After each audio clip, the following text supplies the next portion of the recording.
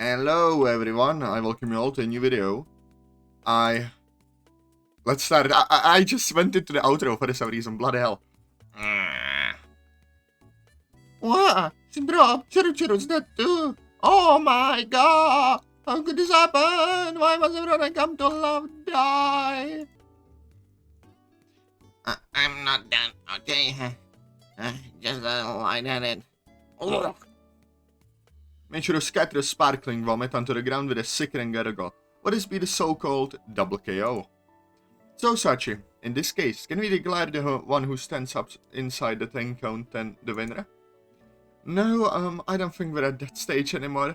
I'm sorry, Kazami-san, but I'm gonna go take a look at Michiru-sama.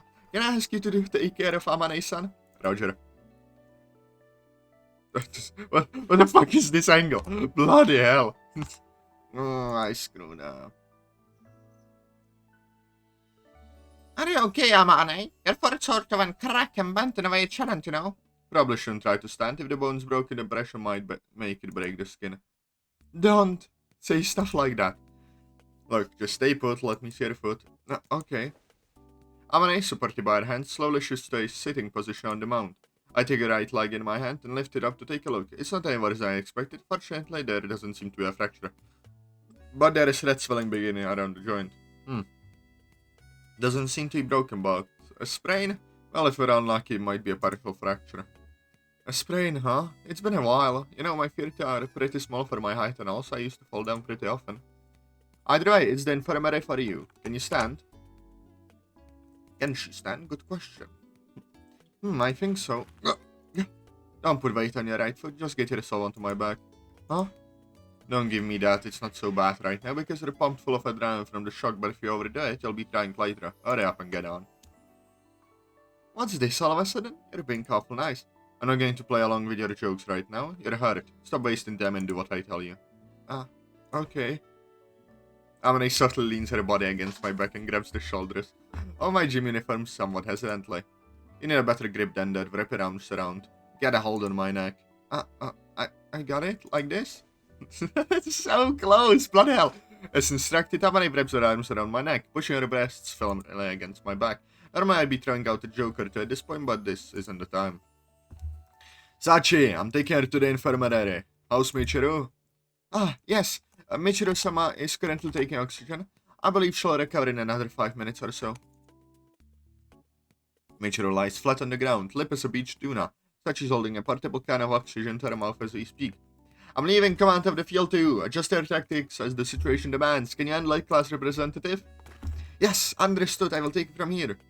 For some reason, maybe instinctively reacting to my tone, Sachi raised her hand in salute toward me. Alright, here we go, Amane. Okay, sorry. Not a problem. This isn't something you need to apologize for. I thought about that response, but ultimately decided against it. The wounded tend to grow timid towards those around them, better to avoid worrying that might hurt. Think of herself as baggage, worrying others, not want to increase her anxiety. I keep up a flow of communication, study a procedure to ensure the wounded doesn't faint out of pain. Where's the infirmary? Amane, do you know? Turn right up ahead. If you keep going to the dead end, the infirmary will be on the left. We'll be there soon. Try to endure it for a moment. This is a little much. It's just a sprain, you know? Don't make light of like injuries. So this is getting abandoned when they can't walk. Soldiers, he says. Well, I guess. Yeah, right. Danger ones. Die first. Don't worry. Japan won't desert you and I won't leave you to die either. Sorry, I'm heavy, right? Not particularly. 5 bags of rice or so at most. Wait a second, why do you know my weight? I'm used to carrying around heavy luggage on my back. I can estimate weight from the feeling on my shoulders. Oh yes, totally adorable. Look, you are carrying me and also maybe I shouldn't be complaining, but rarely in this situation you'd say you're not heavy at all, okay? Like, you know, when you're dealing with a girl, maybe show a little consideration every once in a while. You're lighter than I expected. Probably only looked heavy from the height and that oversized chest. You get long legs too. Must have thrown me off. I guess it's nice to be complimented on my legs, but that's kind of double-edged. I mean, just how much were you expecting me to weigh? My impression was that you'd be comfortably above 60 kilos. See, that is exactly what you do not say. As she speaks, Amane sharply tightens her arms into a chokehold around my neck. Look, stop thrashing around, you'll be the one crying if I drop you. I come to a brief halt on the spot and lift Amane's body, which had been sliding down my back. up more firmly around my shoulders. Come to think of it, Yuji-kun, parents are plural, aren't they? Why, replying woman. In the next moment, Amane gently closed her eyes. Still clinging to my neck, she brings her lips close. Hey! I take an immediate evasive action in response to her suspicious movements, but Amane's lips nonetheless press against my cheek. That is not a cheek, Yuji. That's the back of your head. You dodged? What the hell is wrong with this woman? I've got half a mind to drop her on the hallway floor, but we are dealing with an injured part here. I turn my head to the side to stare into Amane's face, finding her blushing in apparent embarrassment. I thought I met her for the first time at the school, but maybe... Jeez, what? Why are you staring at me like that for? It's nothing. No matter how long or how carefully I study Amane's features, nothing comes to mind. I was entertaining the possibility she might have been some child-friendly party from Antares or what have you, but I'm pretty well convinced that isn't the case. Which would leave. Do I look like the lover you were tragically separated from in your previous incarnation? Is that it? What the heck is that? Do I look like that much of a head case? You know, your relation makes jokes like that in this school. It's a little too close to home for some people. Quoting her lips, Amane knocks a fist against my head with a solid tongue. What are you anyway? So, Amane? Yes, my short-term memory is perfectly fine, thanks. Every time Amane speaks, her soft breath strikes my ear. Is it just my imagination, or has her body temperature been slowly rising while I had her on my back? If she suffered a partial fracture on that ankle, it might be that her body's beginning to generate a fever. Better get a move on. Again, lifting Amane further up on my back, I return to the infirmary. Doc, emergency case, get a move on. Doc, he says. Still carrying Amane, I push my way forcefully into the room and show for attention, but there is no one here whatsoever, much less a doctor. Why isn't anyone here? I don't take a break at once. Didn't have a health teacher here. Just let me down in the bed. I guess I'll take care of the rest. There's no doctor. You mean they haven't hired anyone at all to staff this room? Yep, that's right. For the time being, I'll lower Amane onto a nearby bed. Oh, damn, that is very rad. Jeez. They've been talking about getting a health teacher for a while now, but apparently it's pretty hard to find a good one. I guess they at least get a supplier coming to replace the medicine though. Oh fine, I'll take care of the treatment. You can do that. I learned first aid at my previous school. I can handle something like this at least. I kneel in front of Amane's legs, untie and remove her athletic shoe, and then take her red swollen ankle in my hand. I'm going to move it, tell me if it hurts. Okay. Her ankle's slender, but compared to her uninjured left foot, it's clearly inflamed pretty badly. I bent Amane's ankle to various angles, carefully searching for a location of her injury.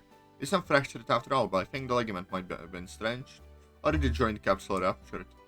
Taking all of the medical tape from the infirmary first aid kit, I loosely wrap it around Amane's ankle, restricting the range the joint can move. Then retrieve ice from the freezer, stuff it into a bag, and press over the injury through a towel, relieving the heat of the inflammation.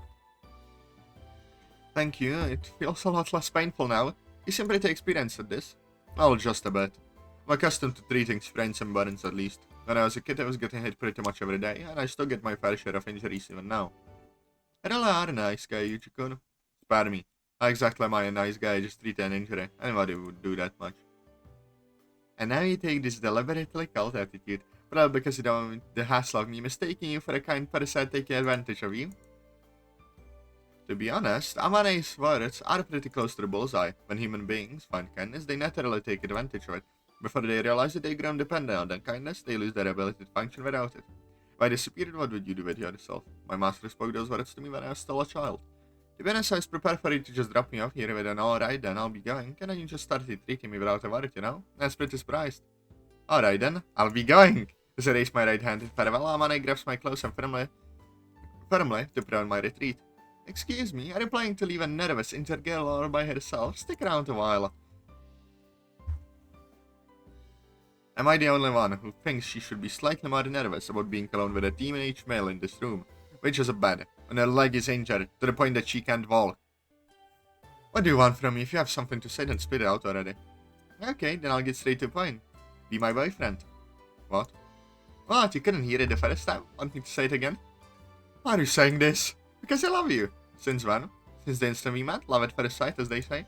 Kind of a cold response, you don't believe me, do you? Let me ask, what part of me did you fall in love with? Let's see. The AC sort of hopeless, I guess. If I'm not around, how is this guy gonna keep himself alive and all that? I'm kind of a sucker for that kind of man, it seems. I see. Can't say I have a problem with reliable women myself.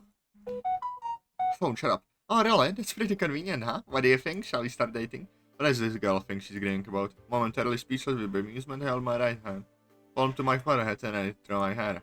Look, is teasing me that much fun? It's a little upsetting to hear you put it that way, but alright, fine. If you don't want to become my boyfriend, I'll become your big sister. What? Well, think you could use a beautiful, sweet big sis? Regret to inform you that we are not hiring big sisters at the present time. Oh, so when will you be hiring? Anticipate no vacancies until doomsday. Jeez, give me a break here. This is my line, idiot. Shifting my grip on the ice pick, I give Amane a slap on the ankle. Jeez, they enjoy bullying girls.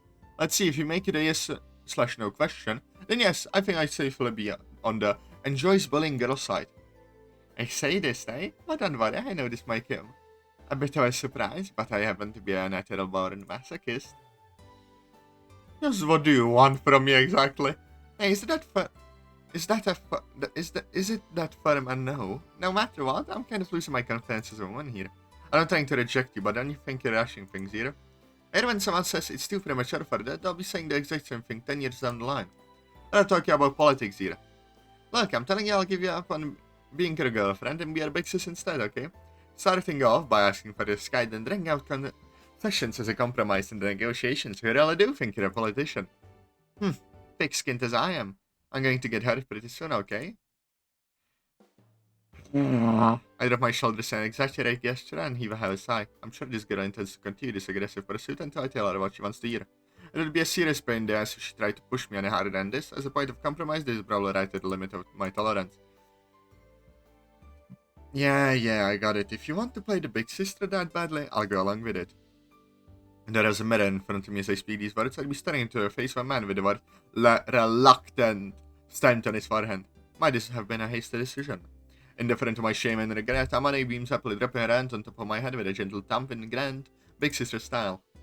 Very well then, I'll accept that from now on. I'm Ani-chan too, got it? Don't think this means you can pat my head whenever you feel like it.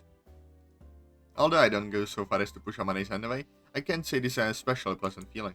Dutiful and clever dogs, as a rule, don't wag their tails and song, other than their master pats their head.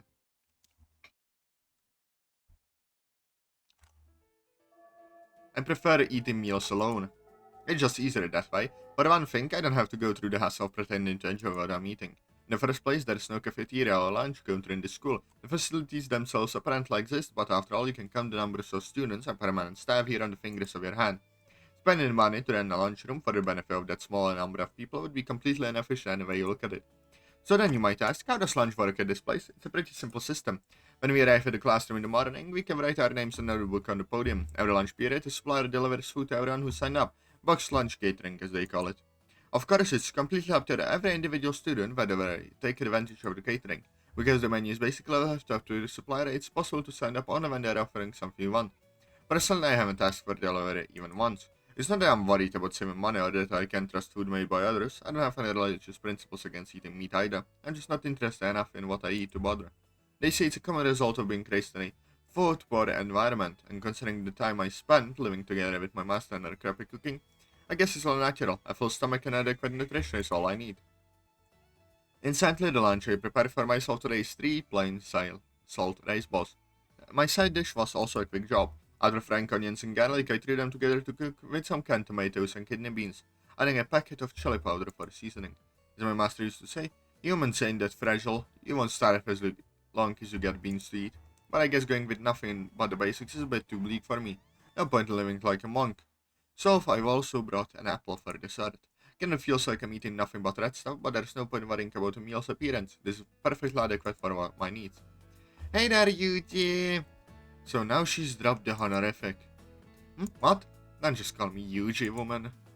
Well, I'm your big sister now, right? This honorific for my little brother would just be weird. I don't remember giving you permission not to use one. I don't remember you forbidding it either. Okay, it's now forbidden. My goodness, what a tyrant. In that case, I have a condition of my own. What do you want? If you call me Ani-chan, I'll stop calling you Yuji. What you think, Yu-chan?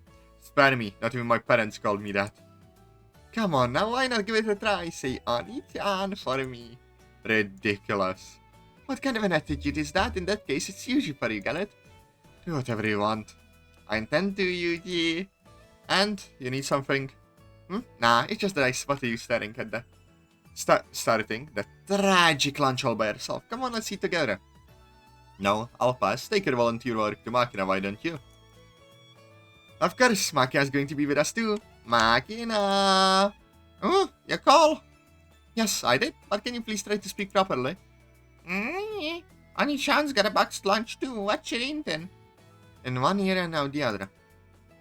Rice balls and an apple. And what's this red stuff? Baked beans. Those look kinda tasty. Want to try some? Yeah! Jeez, don't beg people for food like that. You'd think we weren't feeding you anything at home. Delicious. Amane, give me some bread. This would definitely work with bread. Listen to me when I'm talking to you. Huh? Now give me the... Ooh. And you? Just what are you feeling, Makina? Like I said, beans. You just had a mouthful. I'd love a big deal. Beans? Whoa, what? What's with this depressing, lonely businessman in his 40s lunch? Beans are nutritious, that is no problem. It's pretty dang good, you know. Let's see. Hey, you don't just start eating my food. I guess it is pretty good, but it's canned stuff, isn't it? Well, the beans and the tomatoes, yeah. I love canned food too. Look, stop eating it already, it's all I've got. Speaking of canned food, I've been wondering this for a long time. How do they peel those canned mandarin? Orange slices out perfectly? They don't, they melt the skin off with acid and alkali. Yeah, seriously? That sounds kind of bad for you. Don't worry, the chemicals are neutralized and they wash the fruit with water after. It's perfectly safe. That's a relief. Hey, you... The girl's already halfway through my lunch. Sorry, as an apology, we'll split some of our lunch with you, okay? It's fine, don't worry about it. I'm not desperate enough to start stealing other people's food. Come on now, you've got plenty. I should stop squeaking my chair. Ah! Now I need to hold back. Behold! With an exclamation, Amane brings out a huge wrapped lunch. Looks like she has actually got a number of boxes stacked on top of each other. Feast your eyes and a true work of culinary art.